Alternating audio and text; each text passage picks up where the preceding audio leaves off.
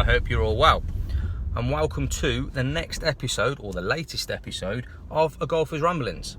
Now, no questions to get through today, but what I am going to talk about, because quite a few of you have asked me to talk about it via Twitter, is practice and the difference between range practice and course practice, or what you can practice, or how you can work your practice around those areas. And also what I'm going to touch on as well is yardages, knowing your yardages, because that's a massive key for practice as well. So first of all, range practice, and where personally, myself included, where most people tend to go wrong with the range is aimlessly hitting balls. Now, I always go, or previously I've always gone to the range and I think, right, I'm going to work on this. I'll get there, I'll warm up hitting a few 8 irons, then I'm just nailing drivers. 9 times out of 10, I'm hitting big drives or little chips. So there's no structure. I'm just aimlessly hitting balls, whatever's in my hand, with no drills to hand. So that is a massive issue for, I would say, the majority of amateur golfers. They just aimlessly hit balls down the range. You're never going to improve doing that, because all you're doing is ingraining your faults. You're not improving, because you just, unless you're of a certain level and you can sort of self-diagnose, you're never really going to improve. And even if you are of a decent standard, again, you're only going to improve to a degree, because you can only self-diagnose certain things. Other things, you're going to need someone to look at you that's of a better standard, of a teaching standard, before you can square yourself away. Now, again, without having lessons, you're not necessarily going to have the correct drills. Now, don't get me wrong, the YouTube series that a lot of YouTube pros are doing on how to improve X, Y, and Z are great if those faults are yours. If those faults are not yours, they're not going to help you. If anything, they could hinder you. So yeah, it's a tough one, to be honest with you. I would also, I've had lessons recently, or started having lessons recently, so I've got some drills now to work on my faults. So my 2 main faults that I'm working on at the minute is bringing my club path from, it's currently massively out to in, I'm bringing that more into out, or slowly closing the gap. So I've got drills to work on that now, and also I'm trying to shallow my swing at the back to stop me coming over over the top so much. So again, I've got drills to work on that. Now, how do you structure the drills? Well, that's, for me, that varies come where I am in a period of time up to a competition. So for example, if I've got no competitions, I will potentially do 80-20, or 80% to 20% of the balls drilling. I'm working on the drills, working on those feels to get where I need to be, and then 20% just hitting the balls normally, because at that point those swing thoughts and those swing feels will become embedded. Nearer a competition, it will flip itself on the head. It'll be 20% drills and then 80% hitting the balls, because coming up to a competition, the last thing I want to be thinking is working on that swing. So I need to get here in this position, or there in that position. Coming up to a competition, that's not what you want to be thinking about. So depending on your personal circumstances, your percentage of drill to ball striking will be different. If you haven't got anything, 50-50 is quite a good one, especially if you're wanting to improve quickly. That's always a good one. Now, so that's pretty much really all you can sort of do on the range. For me anyway, embed those swing changes on the range. That's what I find key. If you're having lessons and you've got swing changes to make, the range is the place to embed them, because when you get to a course, the last thing you want to be doing is, I need to have this here, I need to have that there. Because when you're starting thinking about swing thoughts too much, that's when you start not striking the ball well. At the range, it doesn't matter if you're hitting squirty ones or big high cuts or snap hooks, it doesn't matter, because you know these drills that you're doing are there to improve those faults. On the course, that's where it becomes a frustration. So when I'm course practicing, and this is physically on the course, the way I would do things is I wouldn't think too much about my swing changes. They'd be there subconsciously, but I'm not They're not at the forefront of my mind trying to get my hands in positions that I need to get my hands in and so on. The position, the mindset when I'm on the course is I want to make a score. Okay, so what I'll do is I have two balls. I'll have my scoring ball and my second ball. Now, the second ball is always there to improve on the first ball. Not necessarily the score, but the previous shot. So if you hit a bad tee shot, that second ball's going down, and I want to hit a better tee shot. Okay, so let's say bad tee shot, rip the second ball, perfect. Second ball goes back in your pocket to your scoring ball, and then you carry on. Okay, if you hit your second shot well, you make the green, perfect. You carry on with that scoring ball. But for me at that point, I've hit the green in regulation. Okay, so I then have a bad yardage. My bad yardage is from 120 in. Well, so 120 to sort of 70 yards. I will then get my second ball and drop it anywhere in that range. And I want to then get it up and down. Ideally up and down is what I'm looking at. Because that's where I need to improve. If I'm sort of 70 yards short, I've hit a bad second shot and I'm short and I need to be getting up and down. So that's my philosophy for my course practice, if you like. I've always got a target in mind. I've always got that scenario where I want to improve on X, Y, or Z. And it's having that mindset. You need to, when you're practicing, you need to know what you need to improve on.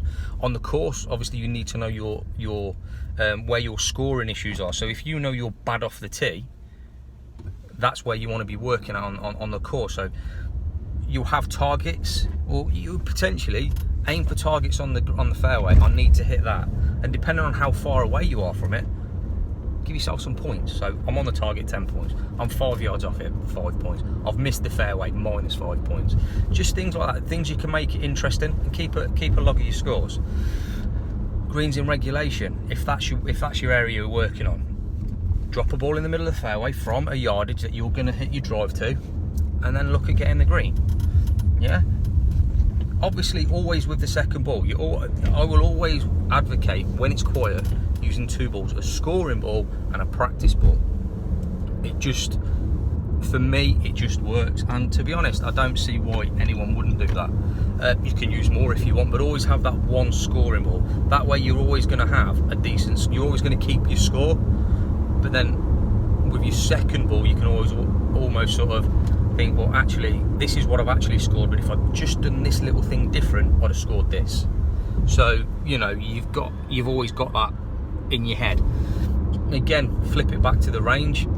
You've got your drills. You can also set up little games on the range, especially for your driving. If you're missing fairways, left or right.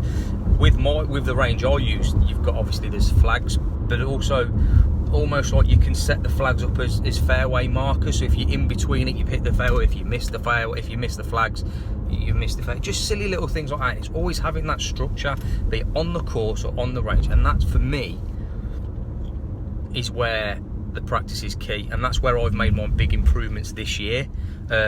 So obviously at the start, well, towards the end of last year, I started making the improvements. I've gone from 13 to 7.8 at the moment, and that's largely because of a few lessons and structured practice. Because the practice is now structured and I know what I'm working on, the improvements are coming. And it even, you know, it filters through all areas. Even your putting practice, have a structure. You know, you need to, whatever area of your game you're working on, you need structure, you need drills. I've started a feature a few weeks ago, Get Better with Grumpy. Now, the drills that I'll be putting on Get Better with Grumpy, obviously these are drills that have been given specifically to me by my coach, but potentially can help you. Now, obviously, there's a putting drill up there at the minute, and I'm going to focus on the putting drills at the minute because that's where I'm working on. I'm really working on at the minute because I've set goals at the start of the year, and that's the one that's lacking at the moment. So that's my main focus, is my putting at the minute. So I'll be putting some drills up for that. But yeah, regarding your practice, your structure around that, be it on the range or on the course, is key. Now, obviously, like I say, that's not going to differentiate. You need to structure things. But as I say, when you're on the range, for me, that's when you want to be focusing on ingraining those swing changes. Okay, getting those thoughts, those changes, and those feels embedded. When you're on the course, you don't want to be thinking so much about that. On the course, you want to be putting yourself in real game situations, real scoring situations. That's where you want to be looking on the course. And if you're lucky enough to have a course with a short game area or a par 3 course, you can obviously give yourself drills around those sort of areas as well. But coming on to practicing and improving via practice, yardages. How many of us know our actual carry yardages? Probably not very many. I say not very many, there'll probably be more than I expect, but for the mid to high handicappers, possibly not as many as you think. I really need to open a window because my car's steaming up because it's really hot. So yeah, the yardages is going to be a key thing on improvement, and knowing your yardages. So before I carry on about knowing your yardages, I would recommend anybody who doesn't know their yardages, book in with your pro and get a gap test done. I know with my coach, you have a gapping test done with my coach, he will give you a yardage chart.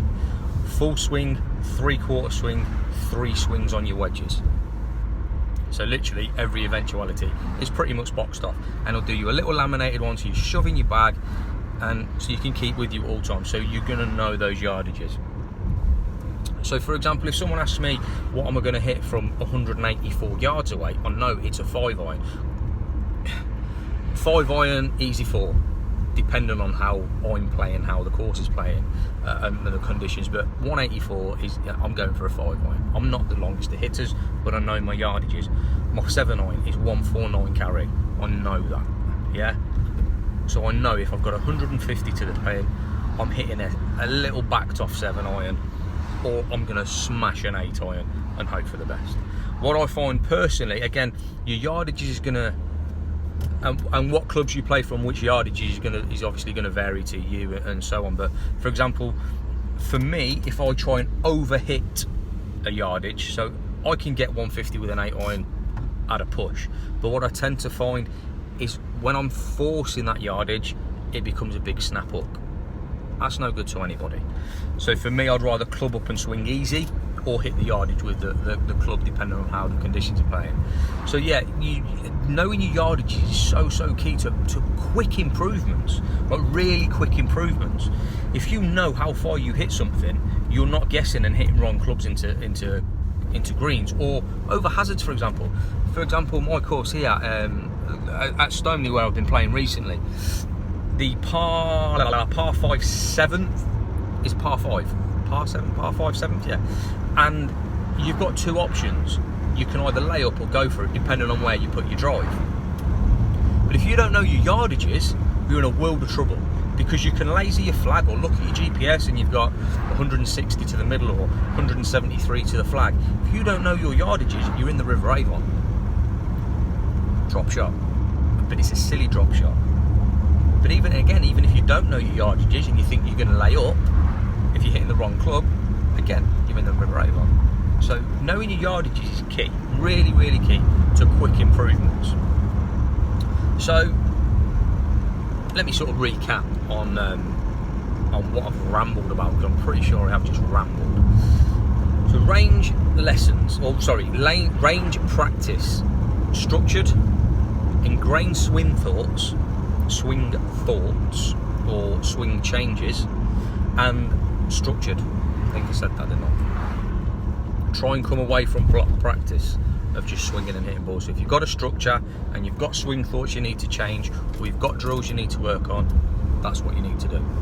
And then the ratio of balls hit to drills hit can obviously vary dependent on the individual and the tasks ahead.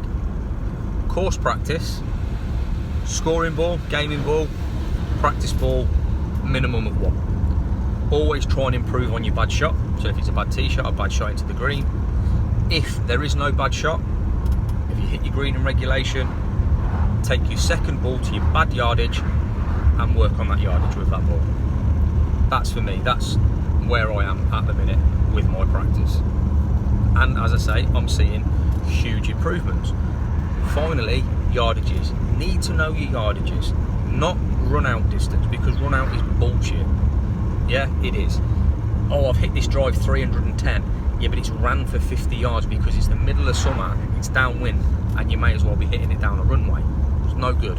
You need to know your carry distance. My drive is 250 carry, average. It's not massive, it's not a huge carry drive, but I know that it's 250 carry. Yeah? Gapping tests are key for your yardages. You really need to do them, and you really need to get your yardages logged. So yeah, that's that for this episode, guys, on practice and how to practice, or how I practice, and how I think you can improve. So thanks for watching. I hope you've enjoyed the video. Give it a thumbs up, give it a thumbs down. If you haven't already, please subscribe to the channel. Leave your comments below on anything you'd like to discuss next time. Thanks very much. See you again soon, guys.